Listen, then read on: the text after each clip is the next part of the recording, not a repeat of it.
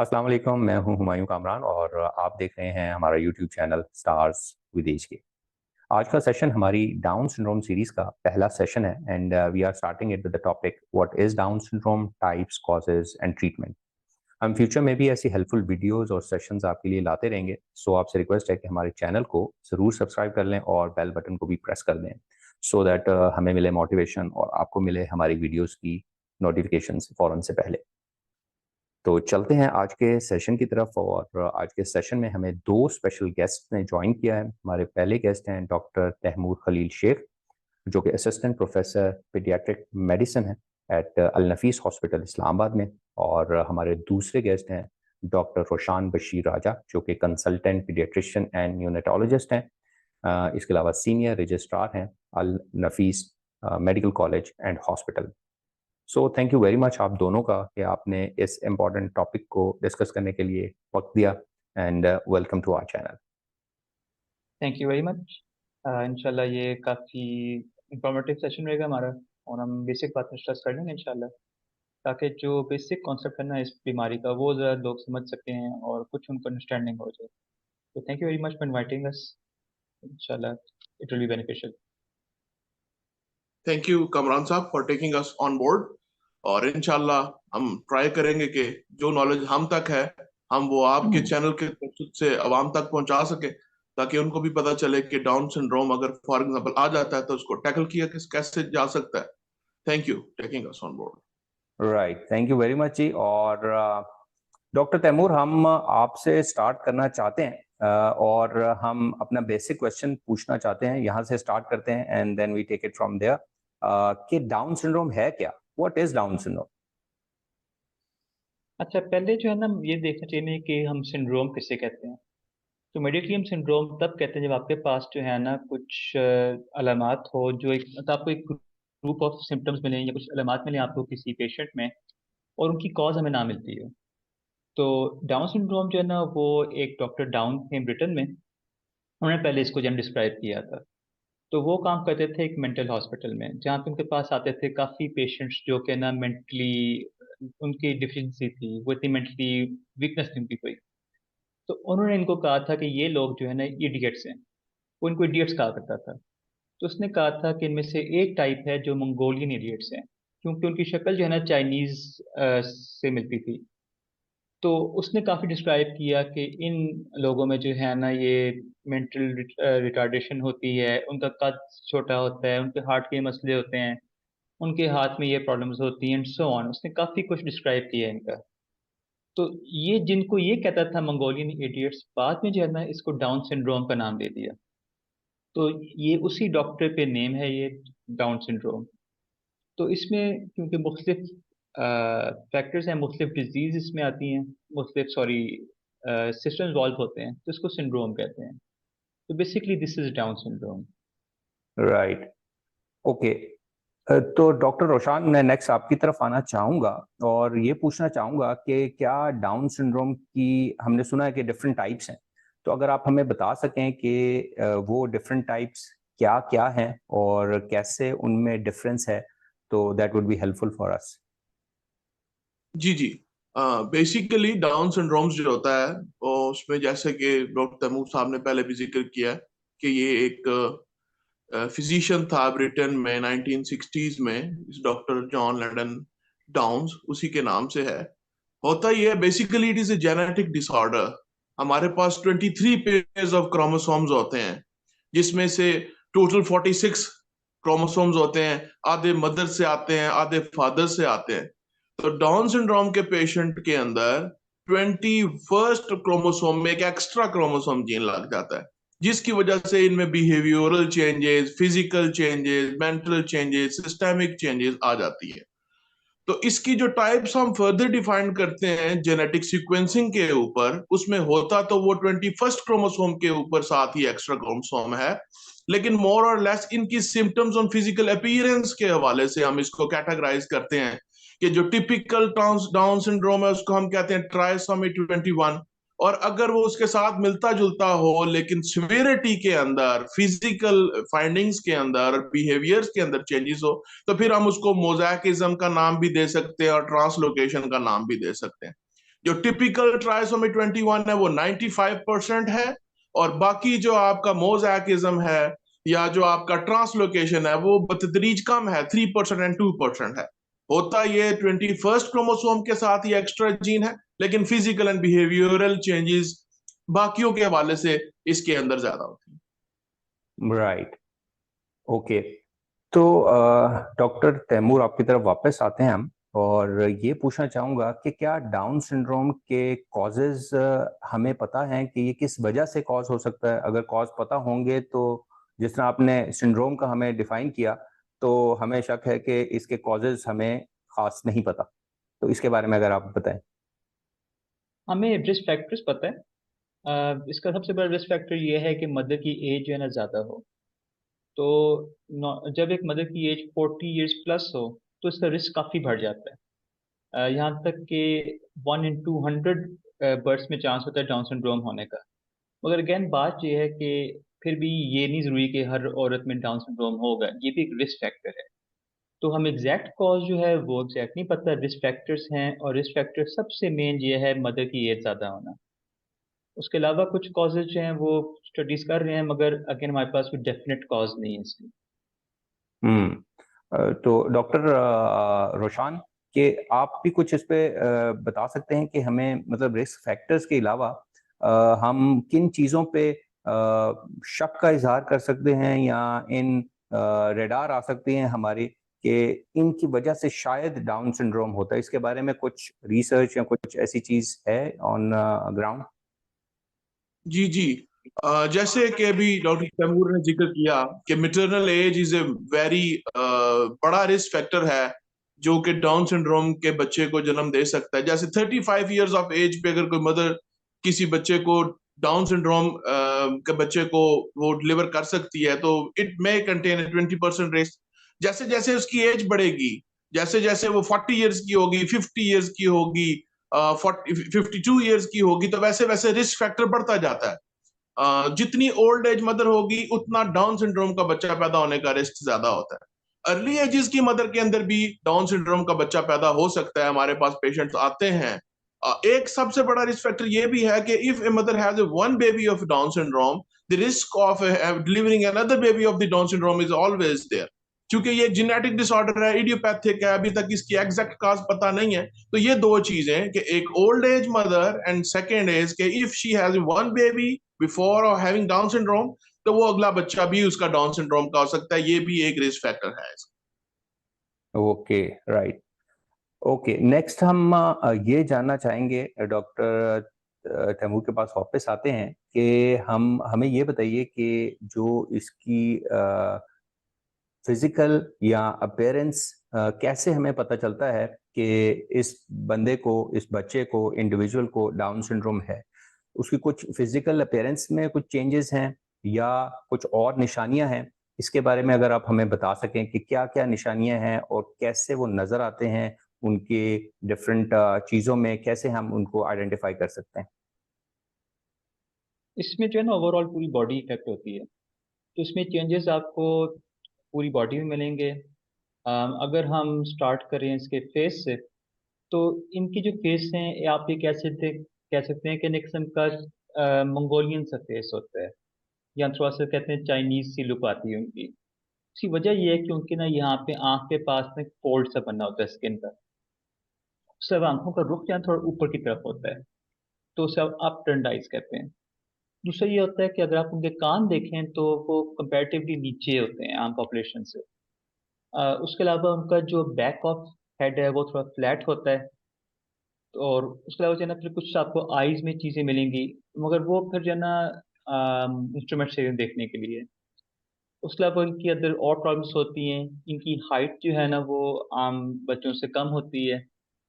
Heart की problems काफ़ी common होती हैं इनके अंदर। तो हार्ट की प्रॉब्लम जो है ना डॉक्टर से मुंह बर्थ पे स्टेथोस्कोप से सुन लेते हैं कि हार्ट की प्रॉब्लम है। कुछ पेट की प्रॉब्लम्स हो सकती हैं। फिर कुछ इनकी फीचर्स होते हैं हाथ के अंदर। तो वो कि एक तो फिंगर्स छोटी होती हैं साइज में, तब लंबाई इनकी कम होती है, थोड़ी मोटी मोटी सी होती हैं। सेकेंडली हमारे हाथ में ना अगर आप देखें तो हमारे पास दो ऐसे हॉरिजॉन्टल लाइंस होती हैं। तो हम्म। इनकी सिर्फ एक होती है, एक नहीं होती। ये भी एक फैक्टर होता है। उसके अलावा अगर आप इनके पाँव में देखें तो इनके पाँव में जो बिग टो है और साथ जो इसके नेक्स्ट उंगली है, उन पर दरमियान एक गैप होता है जिसको हम सैडल गैप कहते हैं। तो इस तरह ना काफ़ी फीचर्स हैं जिससे हम पिक कर सकते हैं कि इसको डाउन सिंड्रोम है। इसके अलावा भी और होते हैं, मगर कुछ ऐसे हैं जो कि हमें ना इनिशियली नजर नहीं आते, बाद में पिक होते हैं। तो जो मेंटल रिटार्डेशन का लेवल है वो काफ़ी वेरी कर सकता है। हम्म जनरली ये होता है कि इन बच्चों को आप अ, पढ़ा नहीं सकते, मगर आप ट्रेन कर सकते हैं। मतलब ये हम्म इनको आप कोई टास्क सिखा दें कि भी ये काम ऐसे करना है, वो सीख जाएंगे। उनको आप ये कोशिश करें कि वो स्कूल जाए, पढ़े, कोई डिग्री ले, वो उनके लिए मुमकिन नहीं होता आमतौर पे। हम्म कुछ जगहों पे ऐसे करते हैं कि सुपरमार्केट्स में इनको जॉब देते हैं कि ये जो शॉपिंग है लिफाफों में डाल दें, वो मैनेज कर लेते हैं। कुछ जगहों पे ऐसे करते हैं कि इनको ना सिखा देते हैं कि जो है ना पैसे कैसे काउंट करते हैं। तो हम्म इनको कैशियर के साथ बिठा देते हैं कि भाई इस बंदे को आपने जो है ना ₹6 चेंज देना है, तो वो काउंट करके दे देते हैं। अभी रिसेंटली एक डाउन सिंड्रोम के दो हैं, एक मेल फीमेल, उन्होंने आपस में शादी भी की है। तो वो हम्म। भी लाइफ गुजार रहे हैं, तो कुछ वेट लिफ्टिंग कर रहे हैं। कुछ जो हैं वो स्पेशल एजुकेशन में जो है, मतलब बाकी बच्चों को जो डाउन सिंड्रोम के होते हैं उनको थोड़ा बहुत ट्रेन कर सकते हैं। तो काफी वेरी करता है कि ना कितना इनका मेंटल लेवल होगा इनका। ये भी हम्म वेरी करता है कि हार्ट की प्रॉब्लम्स किस हद तक होंगी। जरूरी नहीं है कि हर एक में हार्ट की प्रॉब्लम हो। तो राइट। वेरिएबल फैक्टर्स हो सकते हैं इसमें। हाँ नहीं, सही बिल्कुल आपने कहा कि वो मतलब कि नॉर्मली तो उनमें थोड़ा इशू है कि वो उस तरह दूसरे टिपिकल बच्चों की तरह या इंडिविजुअल्स की तरह पढ़ाई में शायद उतना बेहतर परफॉर्म ना कर सकें, लेकिन हमें चीदा चीदा कुछ जगहों पे एक्सेप्शनल केसेस भी मिलते हैं। वो भी ऑब्वियसली क्योंकि ये भी एक काफ़ी वेरिएशन, जिस तरह आपने कहा, काफ़ी वेरिएशन है विद इन डाउन सिंड्रोम, तो डिपेंड करता है कि वो कहाँ पे है। तो डॉक्टर रोशान, मैं आपकी तरफ इसी सवाल को दोबारा लेके आता हूँ, और ये भी एक तो ये पूछना चाहूंगा कि आप इसमें कुछ चीज़ ऐड करना चाहेंगे और जो इसकी फिजिकल अपीयरेंस है। और एक चीज़ मैं और पूछना चाहूंगा कि फिजिकल अपीयरेंस में जिस तरह पाँव की उंगलियों का गैप, या पाँव की उंगलियां छोटी होनी, हाथ की उंगलियां छोटी होनी, उसकी वजह से फिजिकली इनको चलने में फिरने में कुछ ऐसी प्रॉब्लम हो सकती है। और दूसरा ये कि जो इनकी जो टंग है वो भी थोड़ी मोटी होती है शायद, जिसकी वजह से अ, उ उस टंग के मोटे होने की वजह से स्पीच में इश्यू आते हैं। मतलब कि मेंटली या इंटेलेक्चुअली जो इश्यूज़ हैं वो हम आगे भी डिस्कस करेंगे। मैं फिजिकल पे ज़्यादा ज़ोर देना चाहूँगा कि इसके बारे में अगर थोड़ा आप मज़ीद बता सकें। जी जी। देखें, जैसे जैसे फिजिकल एबनॉर्मलिटीज आती हैं, ग्रॉस मोटर एबनॉर्मलिटीज आती हैं, जैसे कि एक इसकी लो नेजल ब्रिज होती है, फ्लैट नोज होता है, लो सेट ईयर्स होते हैं, आईज में इश्यूज होते हैं। तो इन बच्चों के अंदर हियरिंग प्रॉब्लम्स, इन बच्चों के अंदर विजुअल प्रॉब्लम्स। अच्छा, सेकेंडली आपने बताया कि इसकी टंग भी ऐसी ग्लॉस मोटी टंग होती है। देखिए, जैसे सवाल पूछा आपने कि हैंड में सिंगल पामर क्रीज है, शॉर्ट स्टबी हैंड्स हैं, उंगलियां छोटी मोटी होती हैं, ये वाली उंगली इनकी क्लैनोडेक्टली ऐसे थोड़ी सी हल्की सी टेढ़ी सी होती है। इन बच्चों में ग्रॉस मोटर डिले भी आता है कि ये बच्चे, जैसे अमूमी तौर पे नॉर्मल डेवलपमेंट जो बेबीज की होती है उसमें बच्चे गर्दन संभालना 3 महीने से 5 महीने के दौरान शुरू कर देते हैं। तो ये बच्चे थोड़े से ग्रॉसली डिलेड भी होते हैं। इन बच्चों में हाइपोटोनिया, जिस्म के जो इनके पट्टे होते हैं उनमें तनाव अमूमन बच्चों से कम होता है। ये ग्रॉसली इनमें हाइपोटोनिया की वजह से, अगर मैं इस समुद्र को कूजे में बंद करूं, तो ये ग्रॉस मोटरली डिलेड होते हैं कि गर्दन संभालनी लेट शुरू करेंगे, तकिया रख के टेक लगा के बैठना लेट शुरू करेंगे, खड़े लेट होंगे, चलना लेट शुरू करेंगे, सीढ़ियां चढ़नी लेट शुरू करेंगे। तो ग्रॉस मोटर डिले इन बच्चों में आएगा। राइट। अच्छा डॉक्टर साहब, एक चीज़ हम दोबारा एक चीज़ और पूछना चाहेंगे, दोबारा तो नहीं कि क्या ये जिस तरह आपने पहले मेंशन किया था कि हम इसको मैनेज कर सकते हैं और ट्रेन कर सकते हैं, तो मैं ये समझूं कि ये हम इसका ट्रीटमेंट नहीं कर सकते, कि it is not something that can be treated. तो इसके बारे में बताइए कि क्या वाकई ये ट्रीटेबल नहीं है? जी असल में ऐसा होता है ना कि जब एक, सॉरी डॉक्टर शान, आप कह रहे थे? सर, प्लीज आप कंटिन्यू करें। No problem. अ, हाँ, तो आप बात कर रहे थे कि जो है ना ट्रीटमेंट की, तो ये तो एक जेनेटिक कॉज है जो कि इम्यून जो है ना मेनली इफेक्ट करता है, आपके ब्रेन को भी इफेक्ट करता है। तो कुछ चीज़ें ट्रीटेबल हैं इनमें से। मतलब अगर हार्ट इफेक्ट है, हार्ट में कोई दिल में सुराख है या कोई ऐसी प्रॉब्लम है, वो ट्रीट की जा सकती है। तो आप कार्डियोलॉजिस्ट से रब्ता करेंगे और आप जो है ना फिर बात करेंगे, तो वो प्रॉब्लम है कि ठीक की जा सकती है। हेयरिंग का मसला है, उसको मैनेज किया जा सकता है, उसको शायद ट्रीट भी किया जा सकता है। आंखों में अगर स्क्विंट है तो वो भी ट्रीट किया जा सकता है। और कुछ प्रॉब्लम्स ट्रीट नहीं की जा सकती। मतलब अगर जो है ना उसके मेंटल डिले है, तो वो एक ऐसी चीज़ नहीं जो ठीक हो सके। उसके अलावा जो उसकी हाइट शॉर्ट है, वो ऐसी चीज़ नहीं जो ठीक हो सके। जो उसके जो है ना वीकनेस होती है कुछ, जैसे कि डॉक्टर शाह ने कहा था कि उनकी टोन कम होती है, उनका जिसम ढीला ढीला सा होता है, वो विद टाइम कुछ इम्प्रूव हो भी जाती है, वो चल फिर भी लेते हैं। तो इसमें कुछ चीज़ें जो है ना वो ऐसी हैं जो ट्रीट हो सकती हैं, कुछ चीज़ें हैं जो मैनेज करनी पड़ती हैं। मगर ऐसी हमारे पास कोई ट्रीटमेंट नहीं है कि हम कहें कि भाई इसका जो है ना डाउन सिंड्रोम मुकम्मल अब खत्म हो गया है, अब ये बिल्कुल नॉर्मल हो गया। तो ऐसी चीज़ नहीं है। डॉक्टर रोशान कुछ ऐड करना चाहेंगे आप? जी जी। इन बच्चों के अंदर हम कुछ स्क्रीनिंग टेस्ट लाजमी करते हैं, ताकि हम वक्त से पहले अगर वो बीमारी आ रही है तो उसको एक तो डायग्नोज भी कर लें और दूसरा उसका वक्त से पहले ट्रीटमेंट भी स्टार्ट कर लें। जैसे कि इन बच्चों के अंदर थायराइड स्क्रीनिंग बड़ी जरूरी होती है। इन बच्चों में हाइपोथायराइड आने का मसला होता है, and the only preventable cause of having developmental delay is hypothyroidism. तो हम अगर इनका थायराइड लेवल वक्त से पहले करवा लें, स्क्रीनिंग कर लें, और अगर उसमें हाइपोथायराइड आ रहा है तो हम उसको ट्रीट करना शुरू कर दें। फिर दी babies with the Down syndrome having a 20% more chances of having the cancers like leukemias, तो हम उसके लिए स्क्रीनिंग कर लें। एम्ब्लाइकल हर्निया आता है, हम उसके लिए देख लें, हर्निया को करेक्ट किया जा सकता है। फिर अगर आईज में कोई इशू है तो हम इसकी आई कंसल्टेशन करवा लें। हम एक मल्टी डिसिप्लिनरी अप्रोच के थ्रू उसमें ऑप्थेल्मोलॉजिस्ट इन्वॉल्व करके, उसमें ईएनटी इन्वॉल्व करके, उसमें जो आपके हिमाटोलॉजिस्ट है उसको इन्वॉल्व,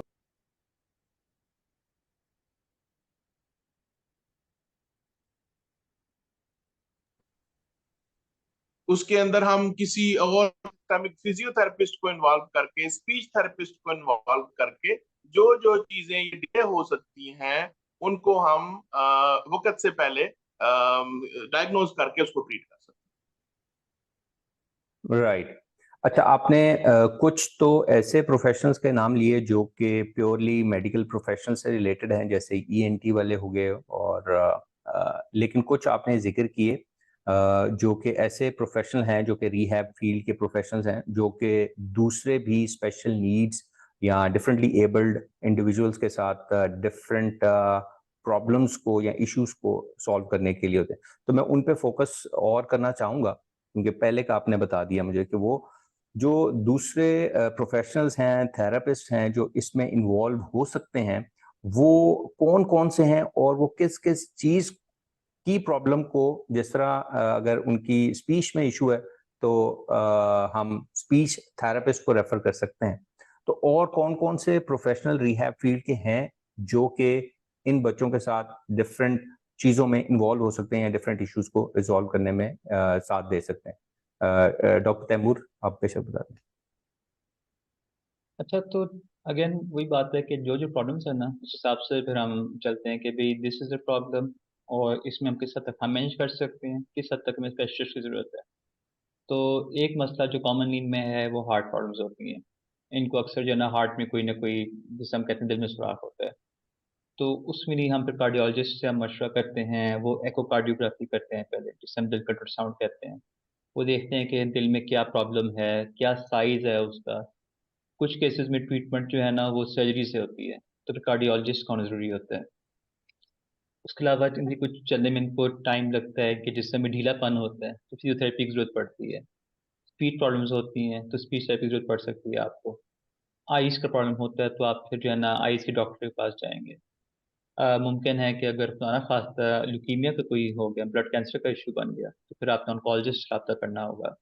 तो एक मल्टी डिसिप्लिनरी होता है कि आपने जो है ना किस किस जगह पे आपको प्रॉब्लम आ रही है, किस किस सिस्टम की, उस हिसाब से किस किस का जो है ना आपने करना है। अगर बिल पर हर्निया निकल आता है तो फिर आपने सर्जरी से बात करनी होगी, क्या इसको हमने सर्जरी से रिपेयर करना है या हमने इंतजार करना है। तो हर एक चीज़ पे ये है कि हम देखते हैं कि क्या क्या प्रॉब्लम इस इंडिविजुअल में है, और फिर जो है ना उसमें हमने क्या करना है।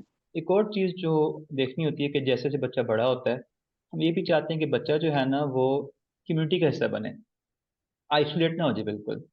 क्योंकि अगेन बात है कि ये ट्रेन किए जा सकते हैं, और ज़रूरी नहीं है कि आपको हर जॉब के लिए आपको जो है ना एजुकेशन चाहिए होती है। कुछ ऐसे जॉब्स भी होते हैं जिसमें आप सिर्फ ट्रेनिंग दे के सिखा सकते हैं। तो पाकिस्तान में तो काफ़ी है, ये उस्ताद शागिर्द वाला काफ़ी कॉन्सेप्ट चलता है। तो एक होता है फिजिकल रिहेबिलिटेशन जैसे होती है, यहाँ पे इनको जो है ना एक जॉब की तरफ जो है रिहेबिलिटेट करना, कि ये कोई मेंबर बन सके सोसाइटी का, कंट्रीब्यूट कर सकें।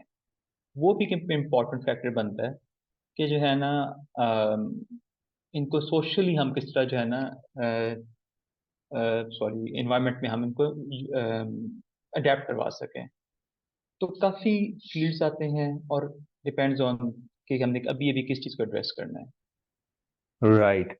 अच्छा, डॉक्टर रोशान से तो हमारा राब्ता मुनक़ता हुआ, लेकिन मैं we are almost at the end of our first session. मैं एक चीज़ और पूछना चाहूँगा कि जब पहले जो है, पहले किस प्रोफेशनल को या हेल्थ प्रोफेशनल को राब्ता करना चाहिए पेरेंट्स को, देन वो आगे रेफर कर सकता है डिपेंडिंग ऑन डिफरेंट रिपोर्ट्स या कंडीशंस, कि आप इससे भी ओपिनियन लें और इसके पास जाएं। तो सबसे पहले मैं ये पूछना चाहूँगा कि सबसे पहले आप पेरेंट्स को क्या मशवरा देते हैं कि किस प्रोफेशनल के पास आएँ? अगर तो बेबी की बर्थ हॉस्पिटल में हुई है, तो उमूमन जो बच्चों का डॉक्टर पीडियाट्रिशियन ऑन ड्यूटी होता है, या जो अच्छा सा बेबी को देखता है, वो उसी वक्त पिक कर लेता होता है। जो एक्सपीरियंस डॉक्टर्स होते हैं वो फौरन देखते सार पिक कर लेते हैं कि this is Down syndrome, even in a new born baby.